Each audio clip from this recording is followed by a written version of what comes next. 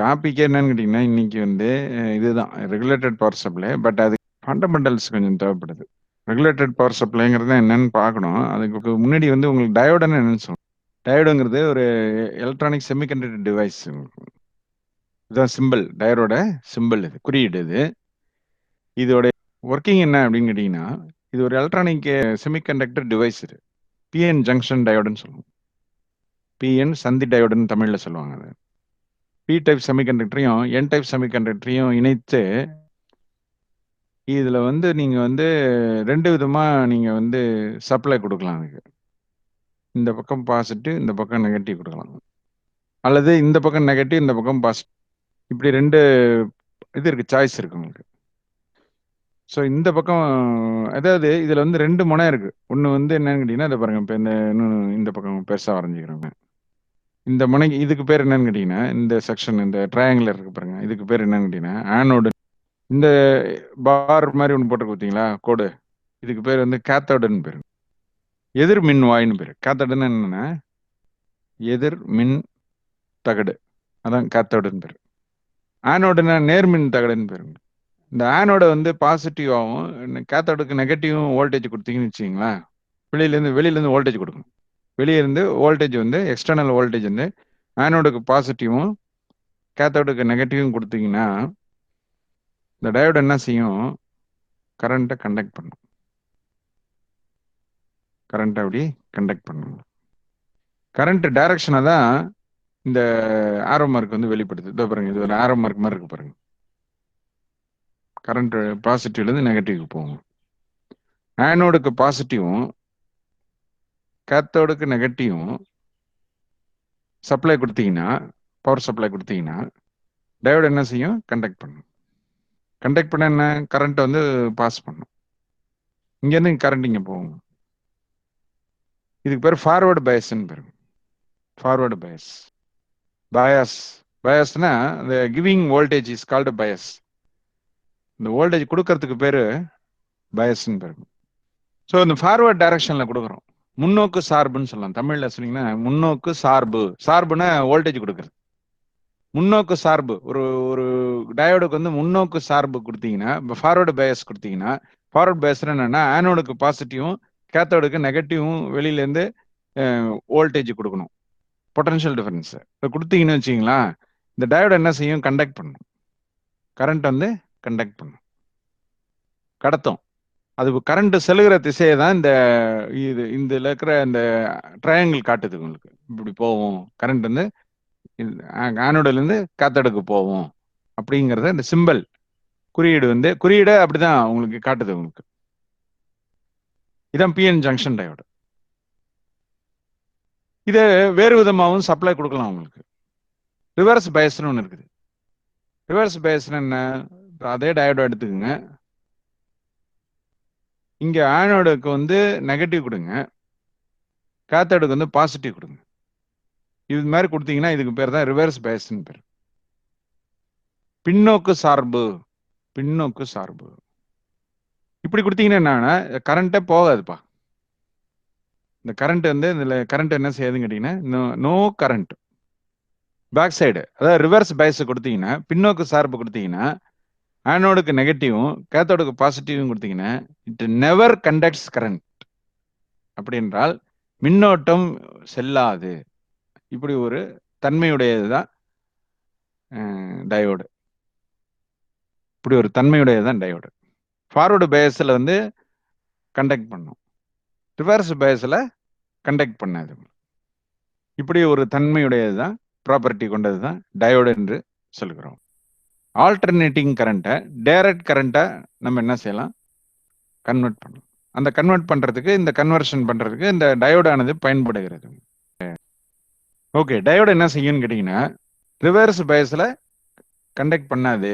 No current flows through the flows in the reverse bias condition. But forward பயஸில் current flow. இது மாதிரி ஒரு தன்மையுடையது தான் வந்து உங்களுக்கு டயோடுங்கிறது. Diode is an electronic device which conducts current in forward bias condition and does not conduct current in reverse bias condition. முன்னோக்கு சார்பிலே மின்னோட்டத்தை அது அனுமதிக்கும். பின்னோக்கு சார்பிலே மின்னோட்டத்தை அனுமதிக்காது. இப்படிப்பட்ட ஒரு தன்மையுடையதுதான் ஒரு டயோடுங்கிற ஒரு சின்ன டிவைஸ். அது பாத்தீங்கன்னா ஒரு இது போலதான் இருக்கும், ஒரு அது அரிசி போலதான் இருக்கும். அது 2 கம்பி வெளியே வரும் உங்களுக்கு. டயோடு பாத்தீங்கன்னா பார்வைக்கு எப்படி இருக்குன்னு கேட்டீங்கன்னா, வெளியே வந்து நீங்க பாத்தீங்கன்னா டயோடு வந்து இது மாதிரி இருக்கும் உங்களுக்கு. இப்படி இருக்கும், சின்ன ஒரு தாயத்து மாதிரி இருக்கும். ஸோ இதில் ஒரு சின்ன கோடு போட்டிருப்பாங்க. பிளாஸ்டிக்ல சிலிண்ட்ரிக்கலாக இருக்கும். இந்த பக்கம் ஒரு கம்பி வரும், இந்த பக்கம் ஒரு கம்பி வரும். இதுல வந்து இதுதான் வந்து கேத்தோடுன்னு பேரு உங்களுக்கு. கோடு போட்டு ஒரு ஒயிட் லிங்க் போட்டிருப்பாங்க, அதான் வந்து கேத்தோடு உங்களுக்கு. இது வந்து ஆனோடு. இவ்வளோ சின்னதாக இருக்கும், அவ்வளோதான். 2 ஒயர் வரும். இது வந்து ஏசி வந்து டிசியா மாத்துறதுக்கு, ஆல்டர்னேட்டிங் கரண்ட்டை டைரக்ட் கரண்டா மாத்துறதுக்கு, மாறுதிசை மின்னோட்டத்தை நேர்திசை மின்னோட்டமா மாத்துவதற்கு இந்த டயோடானது பயன்படுகிறது. PN junction diode. இதோடைய கேரக்டரிஸ்டிக்ஸ்ன்னு சொல்லுவாங்க, பண்புகள், சிறப்பு பண்புகள். அது என்ன அப்படின்னும் போது, இப்போ நான் அதை ஒரு படத்தில் வரைஞ்சி காமிக்கிறேன். வோல்டேஜ் வந்து எக்ஸ் ஆக்சிஸில் எடுத்துக்கங்க. கரண்ட் வந்து கரண்ட் போதில் டயோடு வழியாக போகிற கரண்டோடைய அளவு இருக்கு பார்த்துங்க, அது ஒய் ஆக்சிஸ் எடுத்து. டயோடுக்கு கொடுக்குற வோல்டேஜ் வந்து எக்ஸ் ஆக்சிஸ் கொடுத்தீங்கன்னா, இப்படி எடுத்துக்கிட்டிங்கன்னா என்ன ஆகுன்னு கேட்டிங்கன்னா, 0ல் பார்த்தீங்கன்னா கரண்ட்டு, நோ கரண்ட்டு. 0.7 வோல்டேஜ் வரைக்கும் கண்டக்ட் பண்ணாது உங்களுக்கு. 0.7 வோல்டேஜ் வரைக்கும் கண்டக்ட் பண்ணாது. 0.7க்கு அப்புறம் உங்களுக்கு கண்டக்ட் பண்ண ஆரம்பிக்கும். 0.7 வரைக்கும் கரண்ட் 0வாக இருக்கும். 0.7க்கு பிறகு வோல்டேஜ் இன்க்ரீஸ் பண்ணீங்க அப்படின்னா கரண்ட் அப்படியே இன்க்ரீஸ் ஆகும். அதான் அந்த கிராஃப் வந்து காட்டு. அப்புறம் அந்த ரிவர்ஸ் வோல்டேஜ் வந்து இது வந்து ஃபார்வர்டு பேஸ். இது வந்து ஃபார்வர்டு பை ரிவர்ஸ் பேஸ் அப்படின்னா என்ன ஆகும், வோல்டேஜ் வந்து ரிவர்ஸில் கொடுக்கணும். ரிவர்ஸில் கொடுக்கும்போது வோல்டேஜ் வந்து மைனஸில் கொடுக்குறோமா, அதனால இந்த பக்கம் வந்துடும் உங்களுக்கு. இது மைனஸ் வோல்டேஜ், இது வந்து ப்ளஸ் வோல்டேஜ். இது ப்ளஸ் கரண்ட், இது மைனஸ் கரண்ட்.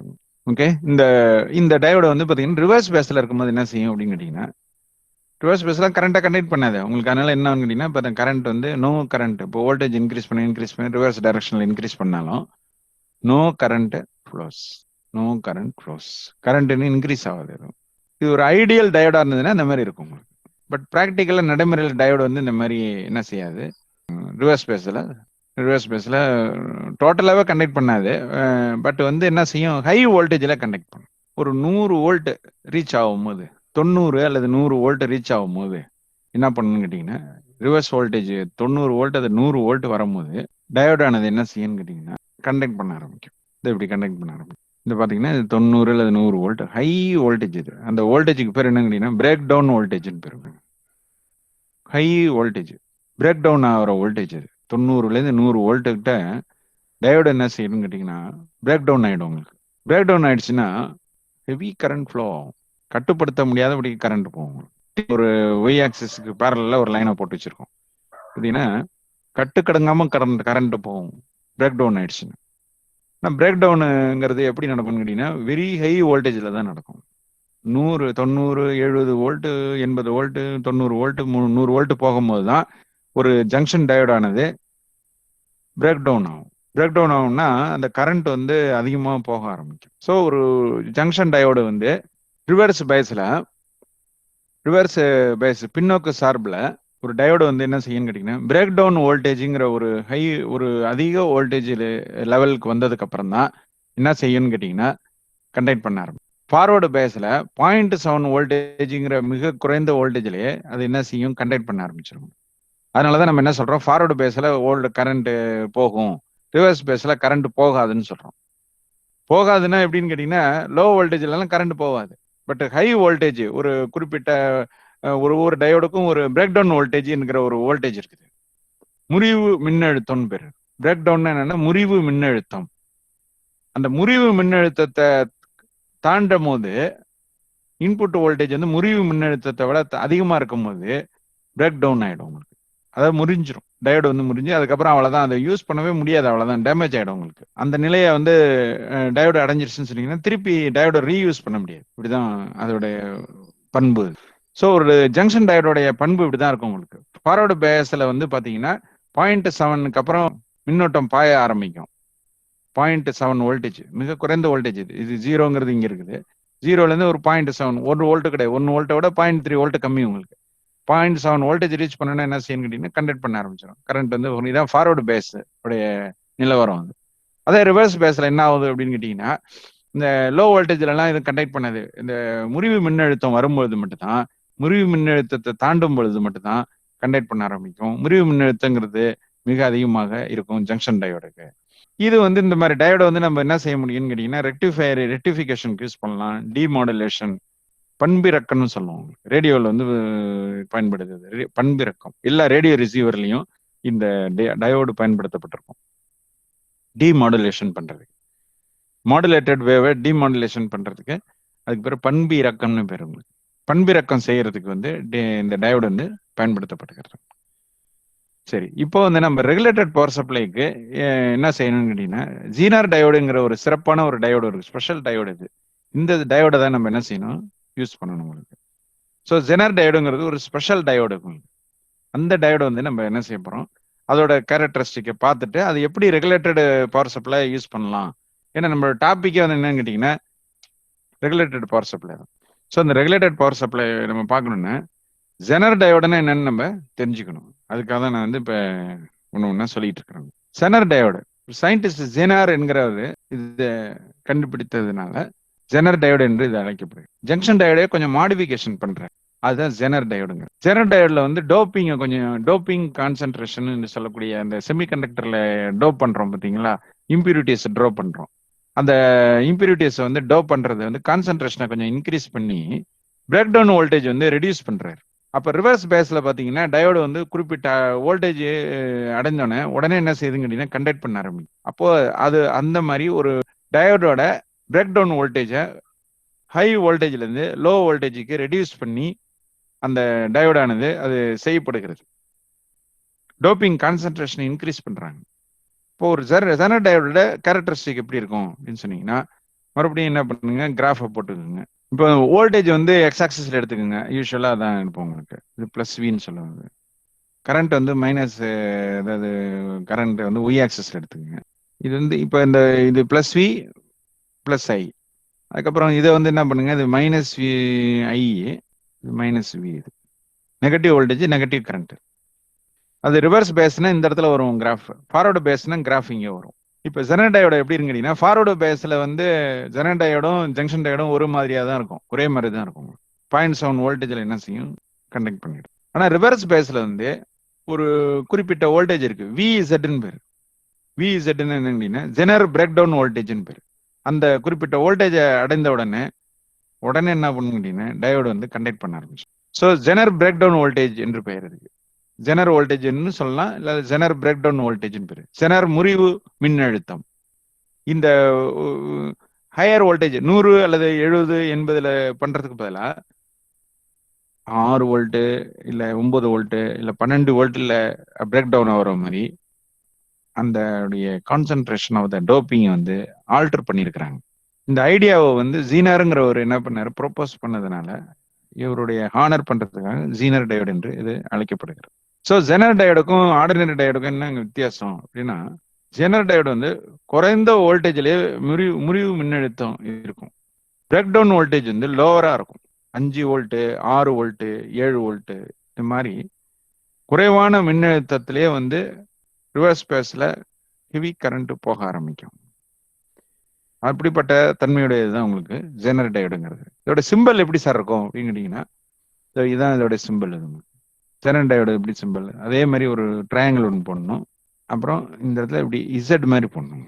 இதுதான் ஜெனர் டயோடோட சிம்பிள். இந்த கேத்தோடில் வந்து என்ன செய்யணும், இந்த மாதிரி இப்படி ஒரு லைன் இப்படி ஒரு லைன் போடணும். இதுதான் கேத்தோடு.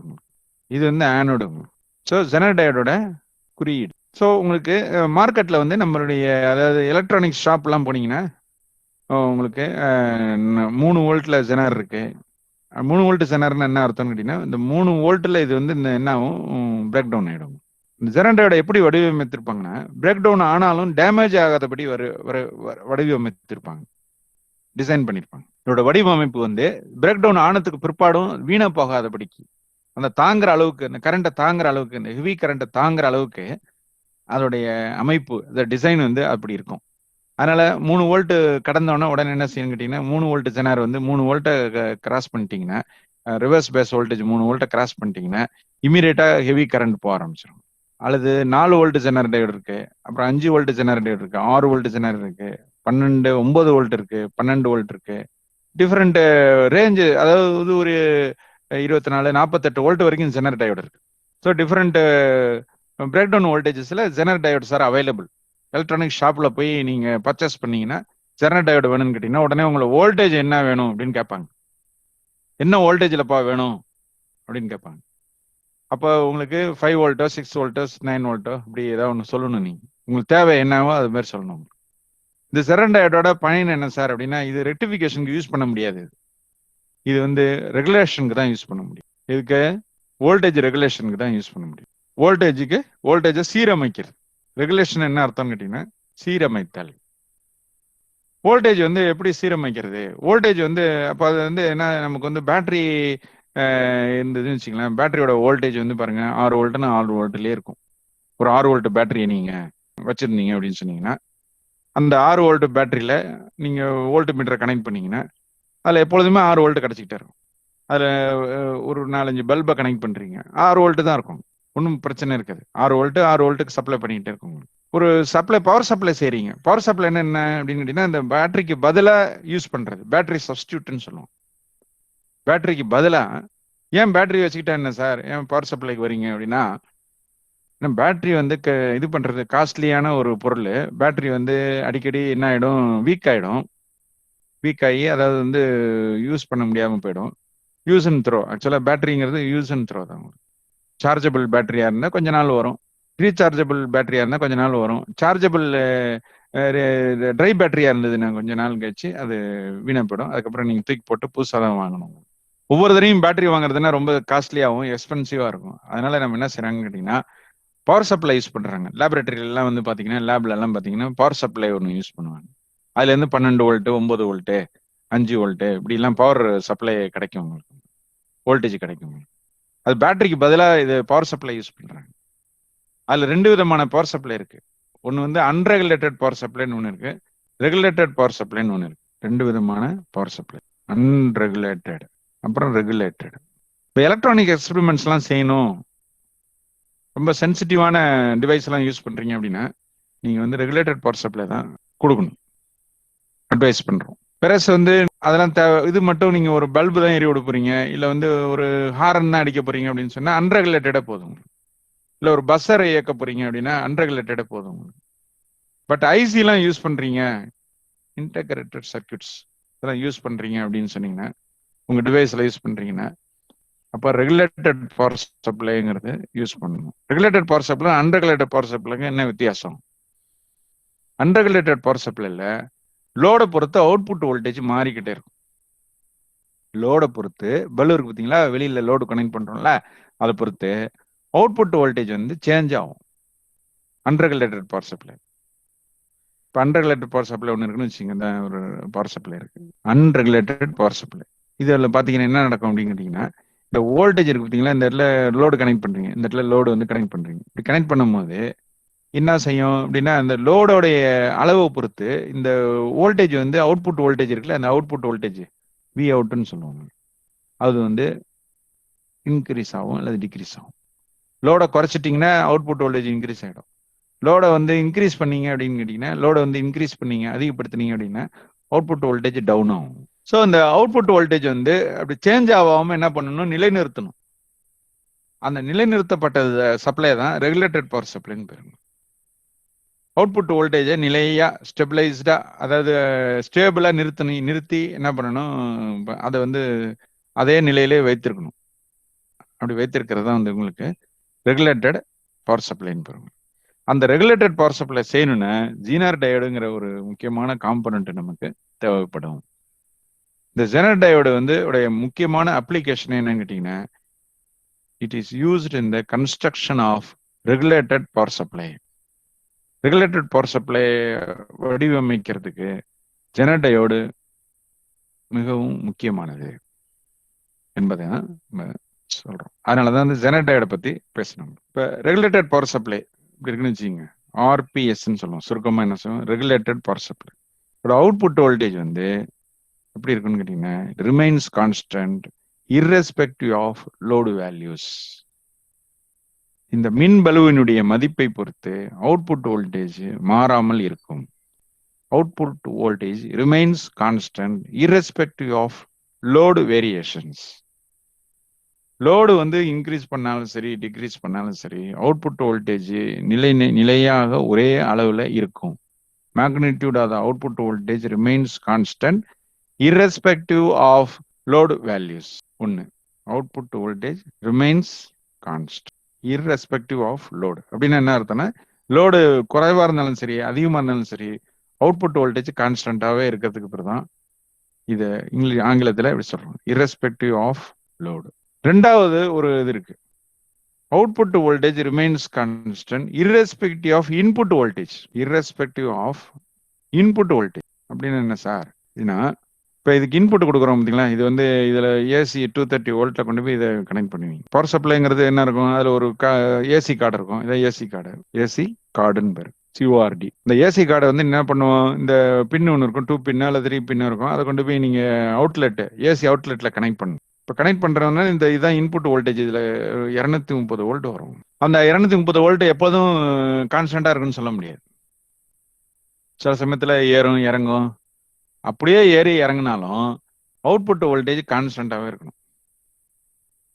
ஸோ 2 விதங்களில் அவுட்புட் வோல்டேஜ் கான்ஸ்டண்ட்டாக இருக்கணும். ஒன்று வந்து output voltage should remain constant irrespective of load fluctuations, load variations. Output voltage should remain constant irrespective of load variations. ஒன்று. ரெண்டு, output voltage should remain constant irrespective of input voltage. irrespective of input voltage. உள்ளீடு மின்னழுத்தத்தை பொறுத்தும் மின் பளுவினுடைய அளவை பொறுத்தும் output voltage, அதாவது வெளியீடு மின்னழுத்தமானது ஒரே நிலையில் இருக்கும்படி அமைக்கப்படுகிறது. இதுதான் ரெகுலேட்டட் பவர் சப்ளை. இத்தகைய தன்மையை வந்து அன்ரெகுலேட்டட் பவர் சப்ளைல ஏற்படுத்த முடியாது. ரெகுலேட்டட் பவர் சப்ளைல ஏற்படுத்த முடியும். அது வந்து ஜீனர் டயோடு வச்சு நம்ம என்ன பண்றோம், கன்ஸ்ட்ரக்ட் பண்றோம், கட்டமைக்கிறோம். ஸோ இந்த அவுட்புட் வோல்டேஜ் எப்படி கான்ஸ்டன்டா ஜெனர் டயோடு பாதுகாக்குது அப்படின்னு கேட்டீங்கன்னா, அது இந்த கிராஃபை பார்த்தீங்கன்னா அதுல இருந்தே விளங்கும். கிராஃபை பாருங்க. இப்போ ஜெனர் டயோடோட கிராஃபை பாருங்க. இப்போ ஒரு உதாரணமா 6 வோல்ட் ஜெனர் டயோடுன்னு வச்சுக்கோங்க. 6 வோல்ட் ஜெனர் டயோடுன்னு என்ன, 6 வோல்ட்ல பிரேக் டவுன் ஆயிடும். பிரேக் டவுன் என்ன, கரண்ட் ரிவர்ஸ் பேஸ்ல ஃப்ளோ ஆகிறதுக்கு பேர் தான் பிரேக் டவுன் பேருங்க. ஸோ ரிவர்ஸ் பேஸில் கரண்ட் வந்து சடனாக இன்க்ரீஸ் ஆகும். ஸோ அப்படி இன்க்ரீஸ் ஆகிறதுக்கு பேர் தான் பிரேக் டவுன்னு பேருங்க. ஸோ இந்த இப்போ ஒரு ஜெனர் டயோட 6 வோல்ட் ஜெனர் டயோட நீங்கள் கையில் எடுத்துக்கிட்டு அதை நீங்கள் வந்து பரிசோதனை பண்ணி பார்த்தீங்கன்னா 0 வோல்ட் கொடுக்கும்போது கரண்ட் எதுவும் ஃப்ளோ ஆகலை. 1 வோல்ட் கரண்ட் போல, 3 வோல்ட் கரண்ட் போல, 4 வோல்ட் கரண்ட் போல, 5 வோல்ட் கரண்ட் போல, 6 வோல்ட்டை ரீச் பண்ணோன்னே திடீரென்று கரண்ட் போக ஆரம்பிக்குது. போது பாருங்க, கரண்ட் வந்து ஃப்ளோ ஆரம்பிக்கும். அப்போ அந்த 5.9 வரைக்குமே கரண்ட் போகாது. 5.8, 5.9, 5.99 வரைக்குமே கரண்ட் போகாது. 6 வோல்ட்டை கிராஸ் பண்ணோன்னு என்ன செய்யணும்னு கேட்டிங்கன்னா கரண்ட் வந்து ஃப்ளோ ஆகிடும். கரண்ட் ஃப்ளோ ஆனோடனே கரண்ட் ஃப்ளோ ஆகணும்னு பார்த்தீங்கன்னா வோல்டேஜ் ரிவர்ஸ் பேஸ் வோல்டேஜ் இருக்கு, அக்ராஸ் த டயோடு இருக்கு பார்த்தீங்களா. Reverse phase voltage across the diode வந்து அது 6லேயே அப்படியே ஸ்டெடியாக நிற்கிது. இந்த கிராஃபை பார்த்தீங்கன்னா தெரியும். இந்த voltage across the diode under the reverse base condition remains same once breakdown is reached. Once breakdown reach பண்ணோன்னா பார்த்தீங்கன்னா voltage across the diode வந்து 6 வோல்ட்ல நிற்கிது. பட் கரண்ட் மட்டும் என்ன செய்யுது, இன்க்ரீஸ் ஆகிட்டு. மின்னழுத்தத்தை நிலைநிறுத்தக்கூடிய பண்பு இங்கே தான் உங்களுக்கு கிடைக்குது. உங்களுக்கு எப்படி 6 வோல்ட் கிராஸ் பண்ணிடுச்சு, 6.1 வோல்ட் போனால் கூட 6.3, 6.4, 6.5 அப்படின்னு சொல்லி 7 வோல்ட் இப்படி இன்க்ரீஸ் பண்ணா கூட இன்க்ரீஸ் ஆகாது. வோல்டேஜ் அக்ராஸ் டயோடு வந்து 6 வோல்ட்லேயே நிற்கும். பட் கரண்ட் மட்டும் என்ன செய்யும், இன்க்ரீஸ் ஆகிக்கும். ஸோ அந்த புல் பண்ணி நிறுத்திடும். ரிவர்ஸ் பேஸ் வோல்டேஜை 6 வோல்ட்டில் ஃபிக்ஸ் பண்ணி நிறுத்திடும். இந்த தன்மையை தான் என்ன செய்யறாங்க, ரெகுலேட்டட் பவர் சப்ளைல பயன்படுத்தி அவுட்புட் வோல்டேஜை கான்ஸ்டன்டா நிலைநிறுத்துறாங்க. நிலைநிறுத்துறதுக்கு பேரு இன்னொரு வார்த்தையும் சொல்லலாம், ஸ்டெபிலைஸ் பண்ணுது அப்படின்னு சொல்லலாம். ஸ்டேபிள் அப்படிங்கிற வார்த்தையில இருந்தா ஸ்டெபிளைசர் அப்படிங்கிறதுலாம் வருது. இது வந்து ஒரு டிசி ஸ்டெபிளைசரா நம்ம பயன்படுத்தலாம். உங்களுக்கு டிசி வோல்டேஜ் வந்து ஒரு பர்டிகுலர் லெவல்ல கான்ஸ்டன்டா கீப் அப் பண்ணுவோம். அதுதான் வந்து ஜெனர் டயோடு வோல்டேஜ் ரெகுலேட்டர் என்று சொல்லக்கூடியது.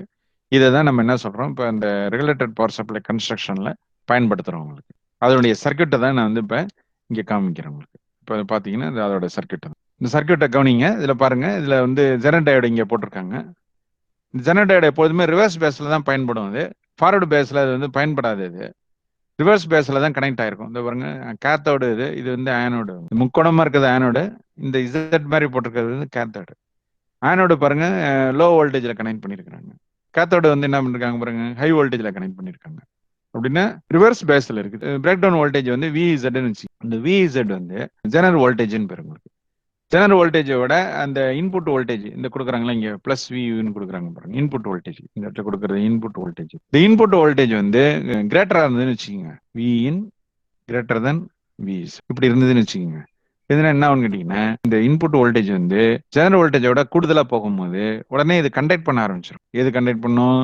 ஜெனரேட்டர் கண்டக்ட் பண்ண ஆரம்பிச்சு கேரக்டரிஸ்டிக்ஸ் படி கண்டக்ட் பண்ண ஆரம்பிச்சுன்னா கரண்ட் இப்படி வரும், சப்ளை கரண்ட் இது வரும், இப்படி வரும், கரண்ட் வரும். கரண்ட் இப்படி வந்து இப்படி இப்படி போகும். நீங்க லோடு கனெக்ட் பண்ணிருந்தீங்கன்னா லோடு வழியா ஒரு கரண்ட் போகும், அப்புறம் ஜெனர் வழியா ஒரு கரண்ட். ஜெனர் வழியா கரண்ட் போறதுல அந்த கரண்ட் வந்து ஐஇசட்னு சொல்லும். லோடு வழியா போற கரண்ட் வந்து ஐஎல்னு சொல்லும். இந்த ஐஎல்லும் ஐஎஸ்டும் எங்க இருந்து வருது? ஐஎஸ்ல இருந்து வருது, supply current.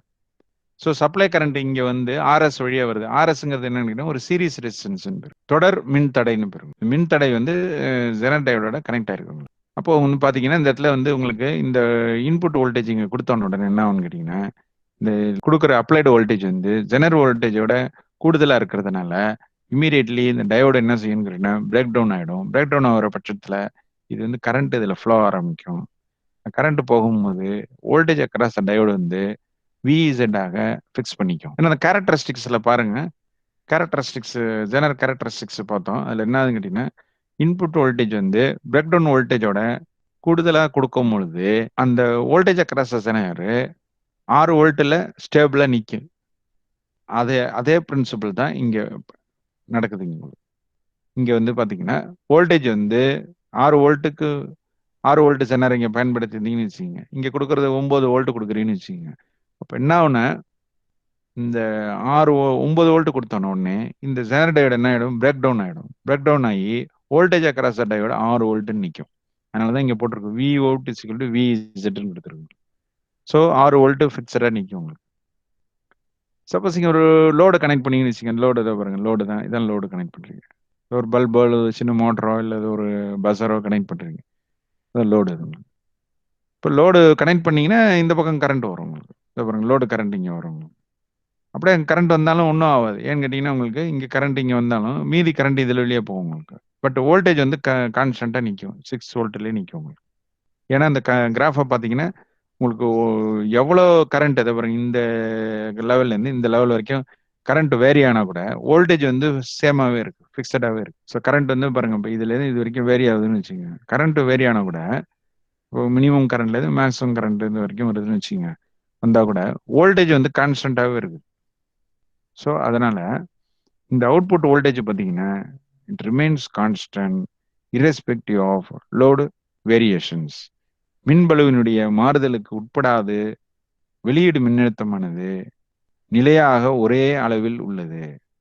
Genre voltage, break down voltage, முறிவு மின்னழுத்தம் என்னவோ அந்த மின்னழுத்தத்திலேயே வெளியீடு மின்னழுத்தமானது நின்று கொண்டிருக்கும். இந்த சீரிஸ் ரெசிஸ்டன்ஸ்ங்கிறது வெரி இம்பார்ட்டன்ட். இந்த சீரிஸ் ரெசிஸ்டன்ஸ் தொடர் மின்தடை மிகவும் முக்கியமானது. ஏன்னா இப்போ இங்க 9 வோல்ட் கொடுத்தீங்கன்னா 3 வோல்ட் இதுல வந்து டிராப் ஆயிடும், மீதி 6 வோல்ட் இங்க நிற்கும். கிர்ச்சாஃப் வோல்டேஜ்ல அப்படி கிர்ச்சாஃபின் மின்னழுத்த விதியின்படி 9 வோல்ட் இங்க கொடுத்தீங்கன்னா அது வந்து 3 வோல்ட்டாகவும் 6 வோல்ட்டாகவும் இங்க ஸ்பிளிட் ஆகும் உங்களுக்கு. சப்போஸ் நீங்க வோல்டேஜ் இன்க்ரீஸ் ஆகுதுன்னு வச்சுக்கோங்க, 10 வோல்ட் வருது அப்படின்னாலும் 10 வோல்ட் வந்ததுன்னா உடனே என்ன ஆகுனா 4 வோல்ட் 6 வோல்ட்னு இங்க ஸ்பிளிட் ஆகும். இந்த எக்ஸஸ் வோல்டேஜ் இங்க என்ன ஆயிடும்? டிராப் ஆயிடும். சப்போஸ் 12 வோல்ட் கொடுத்தாலும் ஒன்றும் ஆகாது. இன்புட் வோல்டேஜ் இன்க்ரீஸ் ஆனால் கூட அவுட்புட் வோல்டேஜ் இன்க்ரீஸ் ஆகாது. ஏன்னு கேட்டீங்கன்னா இந்த 12 வோல்ட் கொடுக்கும் போது 6 வோல்ட் இங்கே நிற்கும், மீதி 6 வோல்ட் இங்கே வந்துடும். இந்த 12ல 6 போக மீதி உள்ளது எக்ஸஸ் வந்து இந்த சீரிஸ் ரெசிஸ்டன்ஸ் வந்து இது பண்ணிக்கும், அப்சார்வ் பண்ணிக்கும். மிச்சம் 6 வோல்ட் கரெக்டா இங்க என்ன செய்யும்? அவுட்புட்ல அப்பியர் ஆகும். சப்போஸ் இங்க வந்து 8 வோல்ட் வருதுன்னு வச்சுங்க, அப்போ வோல்டேஜ் இங்க குறையாது உங்களுக்கு. 8 வோல்ட் வந்ததுன்னா இங்க வந்து என்ன பண்ணீங்க, கரஸ்பாண்டிங்க இங்க 2 வோல்ட்டா மாறிடும். இந்த இடத்துல 2 வோல்ட் ஆயிடும், இங்க வந்து 6 வோல்ட் ஆயிடும்.